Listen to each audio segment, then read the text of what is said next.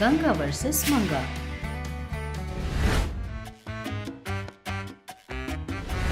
एक दिन चंद्रकांतम कुर्सी पे बैठकर कुछ सोच रही है और पेपर पर गणना कर रही है। अरे ये क्या है? इतना क्यों सोच रही हो? गन्ना भी कर रही हो?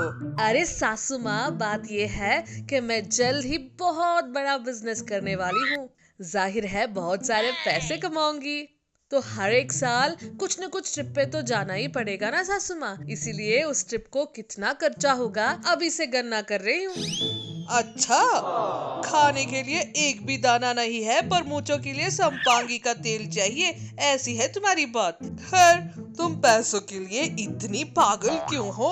जब देखो बिजनेस करूंगी, पैसा कमाऊंगी बोलती रहती हो। ठीक है, अगर तुम करोगी भी तो ठीक से कहाँ करोगी? ऐसा कहकर वो क्लास देना शुरू करती है। वो सुनकर ठीक है सासू माँ, ठीक है, आप भी मुझे ही दोषी कहिए। मैं कुछ न कुछ काम करके 4 पत्तर कमाने के लिए कोशिश कर रही हूँ। ऐसी रोने की एक्टिंग शुरू करती है। 4 पत्थर कमाना क्यों? एक बड़ा पत्थर सर पर डालो, ठीक हो जाएगा। ये सुनकर चंद्रकांतम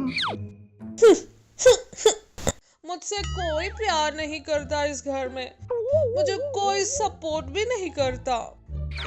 बस कर तुम्हारा फेक रोना। एक्टिंग में भी महानटी को क्रॉस कर रही हो। अगर तुम ठीक से बिजनेस करना चाहती हो तो कौन तुझे सपोर्ट नहीं करेगा, बोलो?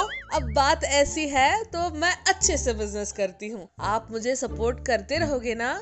ऐसा पूछते हैं तब सूर्यकांतम तुम ठीक से करना चाहती हो तो मैं क्यों ना बोलूंगी? तो हम दोनों मिलकर पिज्जा बना के बेचने का बिजनेस करें क्या सासू माँ? आपका तो इस शहर में बहुत अच्छा नाम है, इसलिए बहुत लोग आकर खाएंगे भी। ऐसे हम 4 पत्थर पीछे डाल सकते हैं।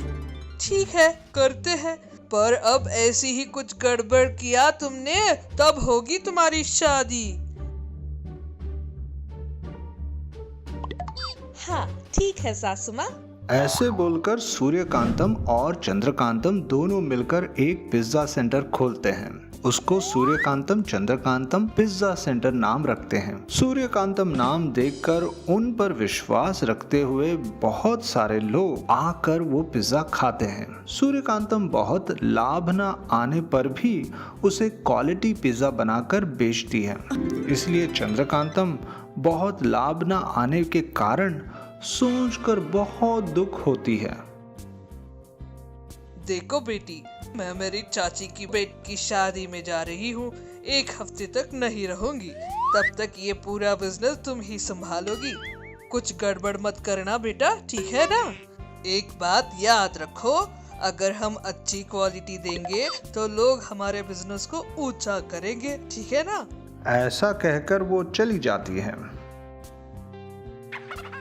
हाय राम, 1 हफ्ता भर सासू माँ इस शहर में रहेगी ही नहीं। इस पूरे हफ्ते में बहुत सारे पैसा कमाना पड़ेगा मुझे। ऐसा सोचकर चीप क्वालिटी पिज्जा बनाकर बेचना शुरू करती है। तब से वो पिज्जा खाने के बाद सब लोगों को उल्टियां महसूस होने लगती हैं।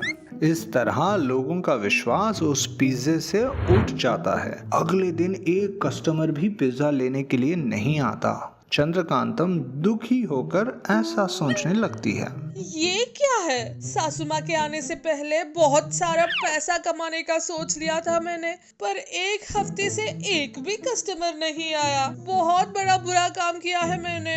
ऐसा सोचकर दुखी हो रही होती है। क्या है, क्या बात है, क्यों इतनी दुखी हो? कुछ करने के लिए नहीं तो चंद्रकांतम सूर्यकांतम को सारी बातें बोलती है। मैंने तुम्हें पहले भी बताया था कि कोई गड़बड़ नहीं करना, पर तुम्हारी लालच की वजह से आज पूरा काम बेकार हो गया।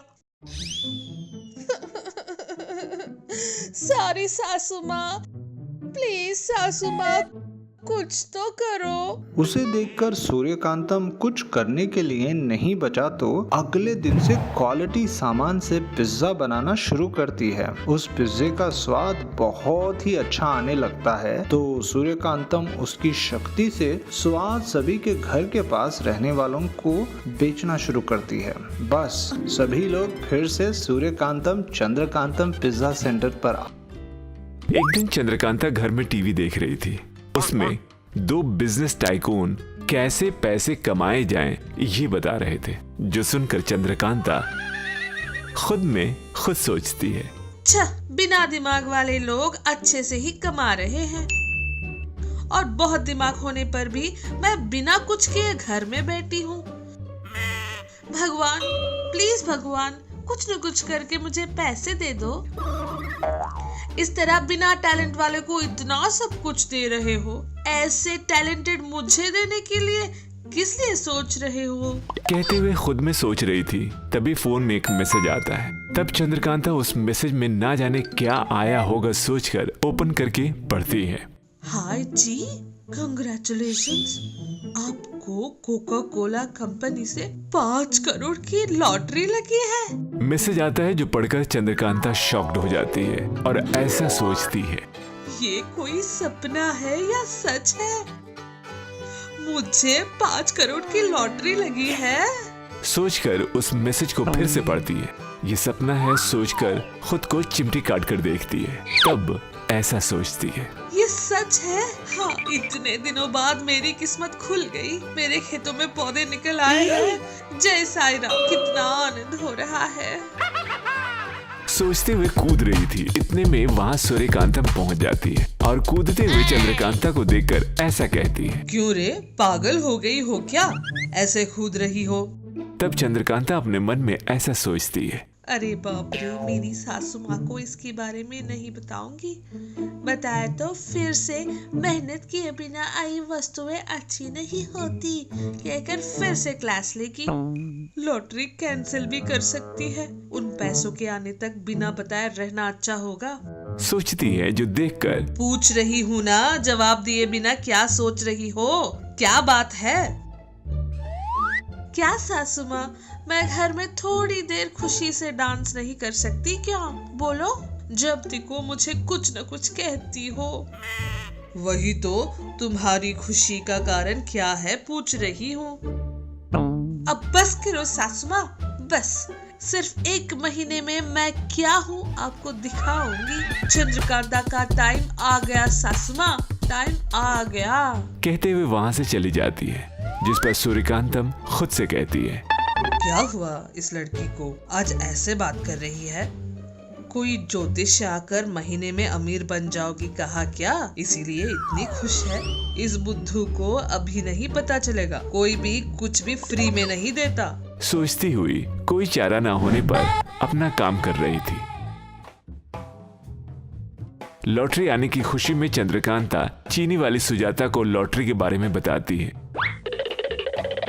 जो सुनकर सुजाता क्या 5 करोड़ कहते हुए चक्कर खाकर गिर जाती है। चंद्रकांता सुजाता को थोड़ा पानी मारकर उठाती है।